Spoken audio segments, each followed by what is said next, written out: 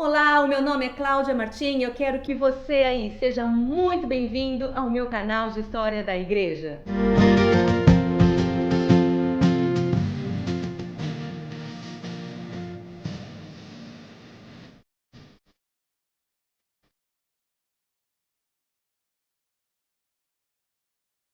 Oi, oi pessoal, mais um vídeo aqui nesse canal. Já quero te agradecer por estar aí do outro lado, esperando pelo conteúdo de hoje. Mas enquanto a gente não começa, por favor, deixa o seu like, se inscreve no canal se você ainda não é inscrito, compartilha, comenta, me ajude aí a fazer esse canal crescer e todo esse conteúdo chegar para muito mais pessoas. E no vídeo de hoje eu trago para vocês 10 pessoas que você deveria conhecer, que fizeram parte da história da igreja, que marcaram a história da igreja de alguma forma, e eu gostaria de compartilhar com vocês. E é claro que elas são algumas das minhas preferidas. E claro que eu tive que resumir bastante coisa, porque são muitos detalhes, essas pessoas deixaram marcas aí na história, deixaram um legado bastante importante, que se eu for contar tudo aqui, teria que ser um vídeo para cada uma. O intuito hoje é realmente fazer esses nomes conhecidos, que você se sinta à vontade para pesquisar mais a respeito delas, quiser comentar aqui, deixar alguma pergunta, enfim, vamos interagir em torno dessas 10 pessoas da história da igreja que você deveria conhecer. Primeira pessoa que você deveria conhecer é John Wycliffe, um grande precursor da reforma protestante. O John Wycliffe nasceu no ano de 1328, ele é chamado da estrela da manhã da reforma pelo seu papel precursor.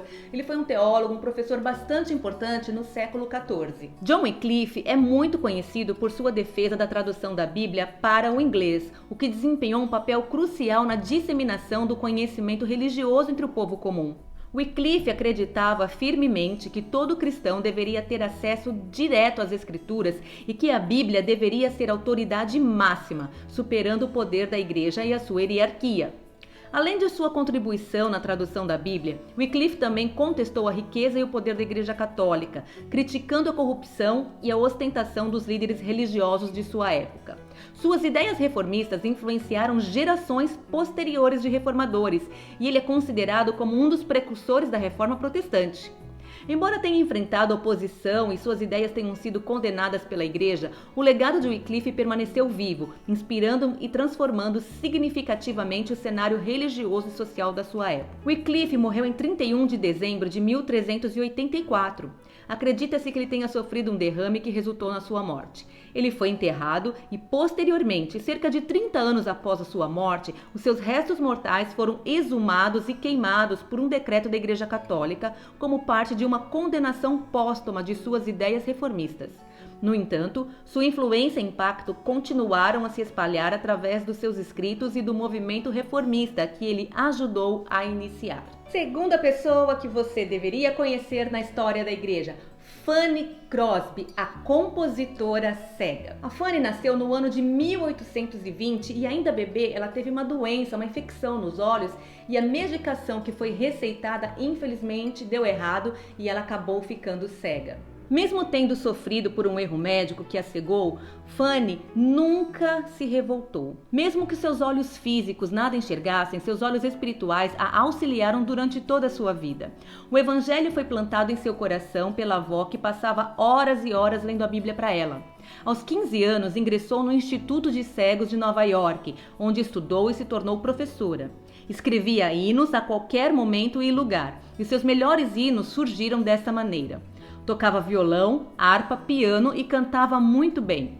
Recebeu educação musical que a habilitava para compor. E aos 8 anos ela compôs: "Que pessoa feliz eu sou, embora não possa ver, decidi, neste mundo, sempre contente viver." Casou-se com Alexander Alstein, que também era cego, mas era um dos melhores organistas de Nova York, que sustentava a família tocando nas igrejas e ensinando o órgão. Um dos seus hinos mais conhecidos foi "Salvo por Jesus Cristo." Ela disse: "Creio que foi ditado pelo Espírito do Senhor e que nasceu para uma missão." Ele foi escrito depois que seu bebê morreu enquanto dormia. Recebia pouco por suas composições, mas sentia que seus hinos eram seu trabalho para Deus e que sua recompensa era o efeito nas vidas que os ouviam. Morava em casa simples, vivia modestamente e dava muito do que recebia para os pobres. Sem se gabar por isso, a Fanny conheceu mais de um presidente. Foi a primeira mulher a falar diante do Senado dos Estados Unidos. Teve uma influência incrível na igreja. O que não pôde fazer em um ministério público, também fez nos bastidores. Pregadores, teólogos e estudiosos que não permitiam que a mulher falasse na igreja cantaram os seus hinos e se beneficiaram do seu ministério.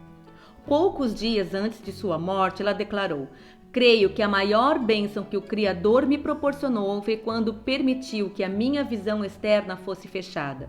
Consagrou-me para a obra para a qual me fez. Nunca soube o que é enxergar e por isso não posso compreender a minha perda. Mas tive sonhos maravilhosos. Tenho visto os mais lindos olhos, os mais belos rostos e as paisagens mais singulares. A perda da minha visão não foi perda nenhuma para mim." E a terceira pessoa da história da igreja que você deveria conhecer é Hudson Taylor, o pai das missões na China. Hudson Taylor foi um missionário inglês que no século XIX teve um impacto significativo na evangelização da China. Nascido em 1832, ele sentiu um chamado de Deus para levar o evangelho ao povo chinês desde a tenridade. Taylor fundou a Missão para a China Interior em 1865, partiu para a China com sua esposa e filhos. Ele adotou um estilo de vida chinês, aprendeu o idioma e imergiu-se na cultura local, estabelecendo um forte vínculo com o povo chinês. O trabalho missionário de Taylor na China foi caracterizado por sua abordagem inovadora e incansável dedicação. Ele foi pioneiro no conceito de vestir-se e viver como um chinês, a fim de se conectar melhor com as pessoas e derrubar barreiras culturais. Além disso, Taylor foi um defensor fervoroso da confiança total em Deus para suprir todas as necessidades, o que o levou a depender de doações voluntárias para financiar a missão. Seu trabalho árduo e sacrifício pessoal inspiraram muitos outros missionários a se juntarem a ele na tarefa de compartilhar o evangelho na China. Hudson permaneceu na China e quando dormiu no Senhor em 1905, antes que os comunistas tomassem o país que ele amava, havia deixado na China 250 pontos missionários com 849 missionários da Inglaterra e 125 mil chineses cristãos dando testemunho do Evangelho. Sua vida é um dos mais impressionantes registros da história de evangelismo e um dos maiores testemunhos de fidelidade ao Senhor. Quarta pessoa da história da igreja que você deveria conhecer é Jarena Lee, a primeira pregadora negra na América. Jarena Lee nasceu no ano de 1783, lá em Nova Jersey, nos Estados Unidos, e aos 7 anos já começou a trabalhar como empregada doméstica. Mesmo sem muita instrução religiosa em casa, ela foi exposta a ensinamentos cristãos e se sentiu uma pecadora miserável. Ela conta que lutou contra pensamentos suicidas e imaginou se afogar várias vezes, mas, por meio da oração, venceu e finalmente recebeu a certeza da justificação e foi batizada. À medida que envelhecia, sua mentalidade e conversão começaram a se tornar um chamado. Mas como? Era um período de tempo em que as mulheres não tinham a liberdade de compartilhar sua voz. Ela logo começou a ouvir o Senhor dizer: "Pregue o Evangelho, eu colocarei palavras em sua boca." Mesmo com a bênção do seu pastor, que inicialmente não acolheu o seu chamado, pois muitas mulheres eram proibidas de pregar, Jarena continuou em frente, mesmo com a hostilidade face ao seu ministério. Ela se tornou uma ministra viajante, percorrendo milhares de quilômetros a pé. Só em um ano, ela viajou 3.742 quilômetros e pregou 178 sermões. Em 1811, Jarena casou-se com o pastor Joseph Lee e eles tiveram 2 filhos. Após 7 anos de casamento, seu marido morreu. Durante seu casamento e após a morte do marido, seu desejo de proclamar a palavra de Deus tornou-se ainda mais forte. Em 1819, durante um culto, um pregador convidado começou a lutar com sua mensagem e parou abruptamente de pregar. Enquanto ele olhava para a congregação sem palavras, Jarena começou a pregar, continuando de onde o ministro havia parado. Depois do sermão, ela temeu que o bispo Allen a punisse por pregar sem permissão. Pelo contrário, Allen ficou tão impressionado com Jarena que ele oficialmente deu a ela permissão para pregar o evangelho. Allen afirmou que Deus a chamou Jarena Lee para proclamar o evangelho de Jesus Cristo. Pouco depois, Jarena Lee começou a viajar para várias cidades para pregar e foi muito elogiada por seus sermões poderosos. E a quinta pessoa da história da igreja que você deveria conhecer é George Miller, um pai para os órfãos. George Miller nasceu no ano de 1805 e ainda jovem passou por uma transformação espiritual tão grande que o fez dedicar toda a sua vida para o serviço ao Senhor. George Miller ficou conhecido no século XIX principalmente por seu trabalho humanitário com órfãos da Inglaterra. Ele construiu 5 grandes orfanatos e cuidou de 10.024 órfãos durante a sua vida. O seu biógrafo diz: 50 anos depois que Miller começou o seu trabalho, pelo menos 100.000 órfãos eram atendidos somente na Inglaterra. O que tornou o trabalho de George Miller tão notável foi sua crença inabalável na providência divina. Ele dependia inteiramente das orações e das doações voluntárias para as necessidades dos órfãos, nunca pedindo ajuda financeira a ninguém além de Deus. Miller testemunhou inúmeras vezes o provimento natural de Deus, mesmo em situações aparentemente impossíveis. Sua fé e o seu testemunho de confiança em Deus inspiraram muitos ao redor do mundo e continuam a impactar gerações. George Miller é lembrado como um exemplo extraordinário de fé, generosidade, amor pelos necessitados. Existe o registro de cerca de 50.000 orações de George Miller respondidas por Deus. Ele fez tudo isso enquanto pregava 3 vezes por semana, de 1830 a 1898, pelo menos 10.000 vezes. E quando completou 70 anos, ele realizou o sonho de um longo trabalho missionário pelos 17 anos seguintes, até os 87 anos. Ele viajou para 42 países, pregando em média 1 vez por dia e dirigindo-se a cerca de 3 milhões de pessoas. E a sexta pessoa da história da igreja que você deveria conhecer, na verdade, não é uma pessoa. É um grupo de mulheres chamada as Beguinas, as Mulheres de Compaixão. Na verdade, as Beguinas são um movimento feminino religioso que surgiu na Europa durante a Idade Média, por volta do século XII e XIII. As Beguinas eram mulheres dedicadas à vida religiosa que buscavam viver de forma independente, dedicadas à devoção espiritual e a serviço aos outros. O movimento das Beguinas se espalhou principalmente nas regiões dos Países Baixos, Alemanha e França. As Beguinas não faziam votos permanentes e não se retiravam completamente do mundo secular. Elas viviam em comunidades chamadas beguinários, onde compartilhavam uma vida comunitária, praticavam a oração, a contemplação e se dedicavam às obras de caridade. As beguinas atuavam junto à sociedade para ser sal e luz. A liberdade que tinham como leigas deu-lhes a oportunidade de associar a vida contemplativa à caridade e ao trabalho e à pregação. A compaixão das beguinas incluía as necessidades espirituais, por isso conduziam seu rebanho de pobres e enfermos ensinando a palavra de Deus e desafiavam o monopólio do clero católico romano quando pregavam publicamente.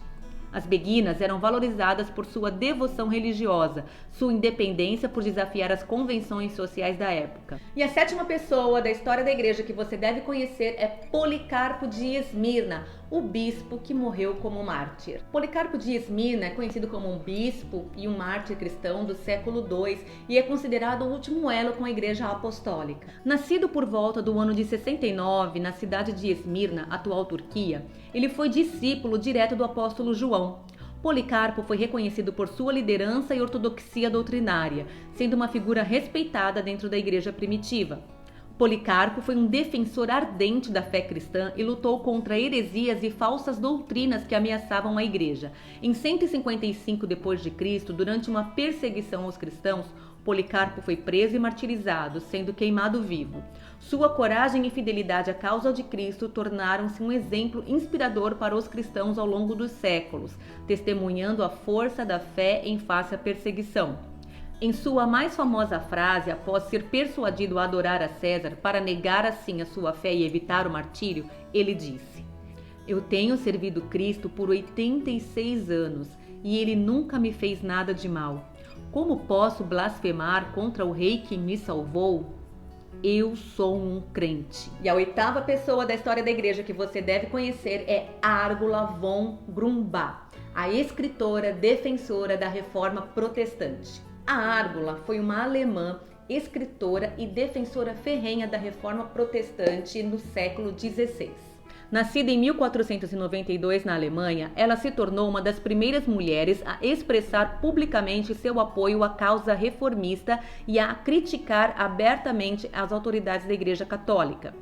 Argula von Grumbach ganhou notoriedade em 1523, quando escreveu uma carta aberta em defesa de um estudante que havia sido preso e ameaçado por suas convicções reformistas. Sua carta foi amplamente divulgada, ganhando a atenção e gerando debates sobre questões teológicas e a necessidade de reformas na Igreja. Ela continuou a escrever e publicar textos em defesa da liberdade religiosa e contra a perseguição aos reformistas. Sua coragem e determinação em enfrentar a oposição e expressar suas convicções marcaram um importante avanço para as mulheres na esfera pública durante um período de intensos conflitos religiosos e sociais na Europa. Argula von Grumbach é lembrada como uma pioneira do movimento da Reforma e uma voz valiosa em prol da liberdade religiosa. Chegamos então à nona pessoa da história da Igreja que você deve conhecer e é Dietrich Bonhoeffer, o teólogo contra o nazismo. O alemão Dietrich Bonhoeffer, que foi um pastor e teólogo do século XX, ficou muito conhecido por sua resistência ao regime nazista na Segunda Guerra Mundial. Nascido em 1906, Bonhoeffer desenvolveu uma profunda fé cristã desde cedo e se destacou como um pensador teólogo influente. Ele foi um dos principais líderes da Igreja Confessante, que se opunha ao controle nazista. Foi um dos principais membros da resistência alemã, um grupo de opositores ao regime nazista que tinha planos para assassinar Adolf Hitler. No entanto, o plano falhou e Bonhoeffer foi preso em 1943.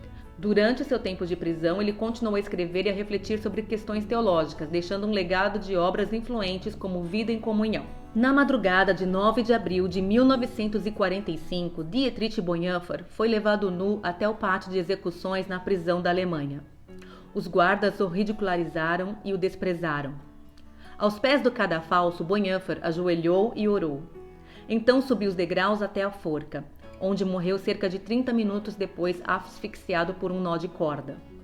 Ele ainda é uma voz profética para a Igreja e para o mundo, bem como um notável exemplo de fé cristã levada às últimas consequências.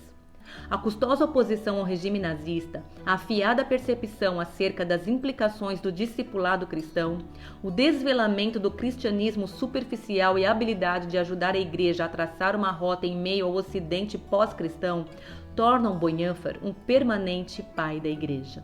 E enfim, chegamos à 10ª pessoa da história da Igreja que você deve conhecer, e o nome dela é Corrie ten Boom e o Refúgio Secreto. A Corrie ten Boom é uma cristã holandesa que ficou bastante conhecida por sua oposição ao regime nazista no seu país. Nascida em 1892, ela e sua família abrigaram e protegeram judeus perseguidos pelos nazistas em sua casa no Haarlem, na Holanda.